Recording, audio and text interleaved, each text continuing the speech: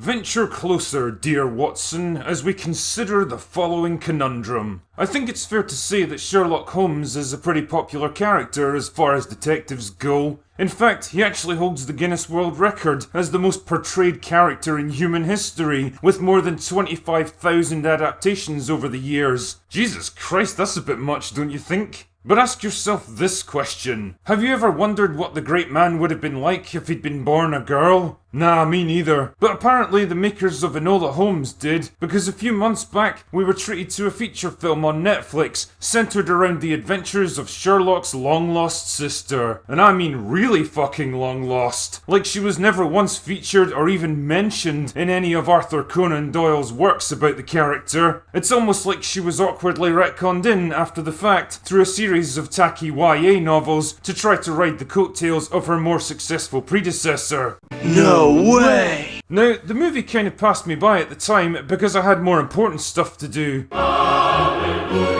And I couldn't really be arsed watching it. But rest assured, nothing escapes the drinker. And because we're now in kind of a quiet spell before the world starts moving again, it seems like as good a time as any to finally give the film a try. So is it actually any good? Well, considering the devious clues that I inserted into the title of this video, I think you can deduce the answer for yourself. But it's always fun to break these things down, so let's begin the great game, shall we?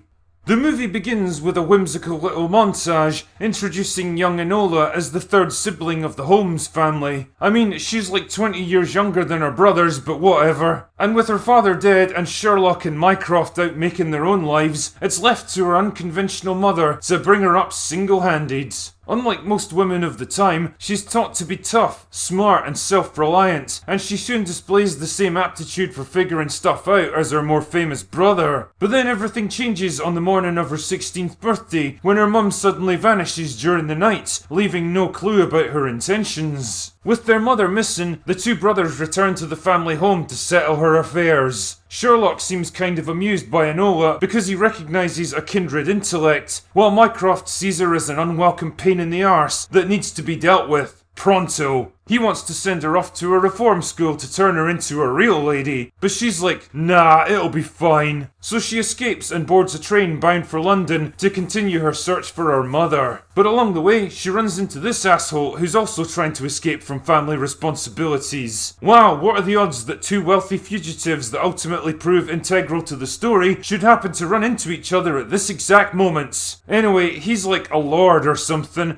but he doesn't want to do it anymore because apparently being a member of the wealthy, privileged aristocracy is just such a drag.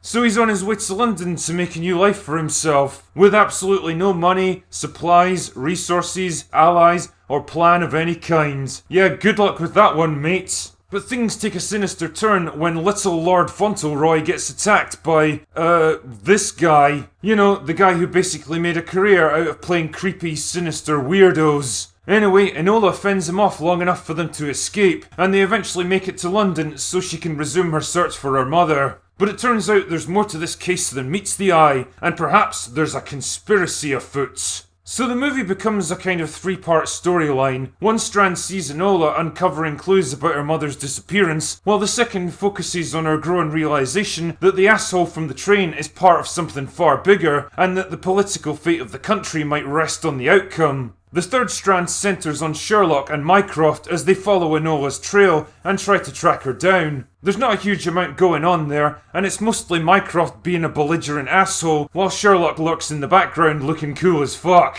The action eventually culminates in a showdown at a country mansion with creepy weirdo guy, where Enola gets to kick some ass and save the day, naturally. And by the end, she's earned Sherlock's respect and become a private investigator in her own right. You go, girl. Anyway, that's the gist of Enola Holmes. Now, a movie about a young female protege trying to escape her famous brother's shadow and make a name for herself in Victorian England was always going to come with a fair amount of baggage, and Enola Holmes is no different. There's a lot of digs about attitudes of the time towards women, minorities, poor people, and basically anyone who isn't male and upper class. And while some of it's understandable to set up a difficult environment for Enola to operate in, pretty soon it becomes tiresome, obvious and repetitive. Like her constantly trying to switch clothes with men so she can blend in and move around easier. We get it, life is easier when you're a man. Some of it is absolutely farcical as well, like the idea of a jiu-jitsu fighting academy for women in 19th century London, run by a sassy black lady who totally schools Sherlock about racial and sexual inequality. The whole scene is straight out of a 2020 diversity seminar, and it feels as forced and contrived as you can imagine. Also, it might have carried a bit more weight if the movie didn't also have characters like this Scotland Yard detective. I feel like you're giving me really mixed messages here, film.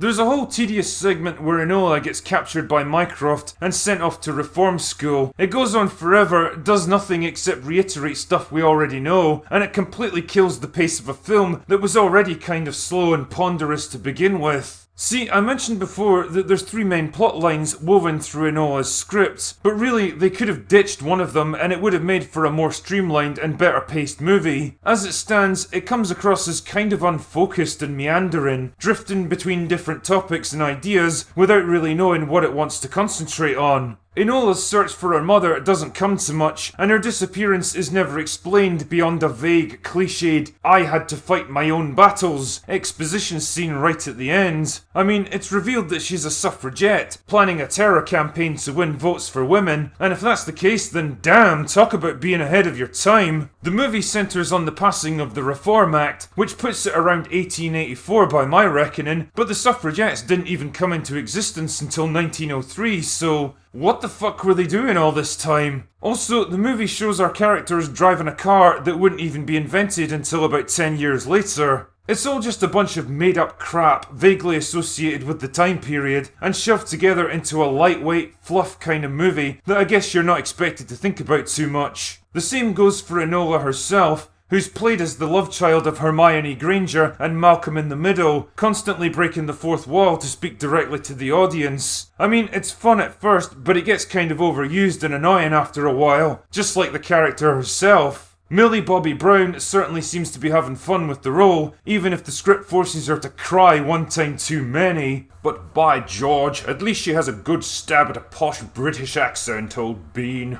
I'll give them credit for not making her into some kind of Superman that can beat up men twice her size though. She's barely able to hold her own against male opponents, and has to use her wits and resourcefulness to get out of trouble. And thank fuck, the movie at least has a bit of respect for Sherlock himself. He's cool and analytical, and for the most part, he's just kind of there, passively watching things unfold. Mycroft isn't so lucky though. The film portrays him as a pompous, blustering moron, envious of his more talented siblings. I'd like to point out that Mycroft in the books was actually smarter than Sherlock himself. I guess we need an insecure, privileged male to hold back the plucky female protagonist. One of the big selling points of detective stories like this is watching the protagonist put together all the little clues that didn't seem to mean much at the time, but gradually coalesce into a logical chain of events that make you wonder how you didn't figure it out earlier. In short, they're meant to be smart and insightful, but most of Enola's detective work is based around unscrambling coded words that literally direct her to the next place she needs to go, and as a storytelling device, it just feels lazy as fuck. There's nothing here to get the audience thinking or keep them engaged. They're literally just watching a character going through a process that only they understand. And stuff like this reinforces my belief that once you strip away the flashy edits, the snarky fourth wall breaking, and the self-indulgent political pandering, Enola Holmes just isn't that smart. You know, it's kind of ironic that the launch of this movie was accompanied by a viral marketing campaign featuring statues of forgotten female historical figures glaring up at their more recognisable male counterparts. Because really, I can't think of a better metaphor for this movie than a cheap, hollow, tacky plastic replica enviously trying to copy the success of their iconic predecessor and forever frustrated that they'll never equal it. It truly is elementary, dear Watson. Anyway, that's all I've got for today. Go away now.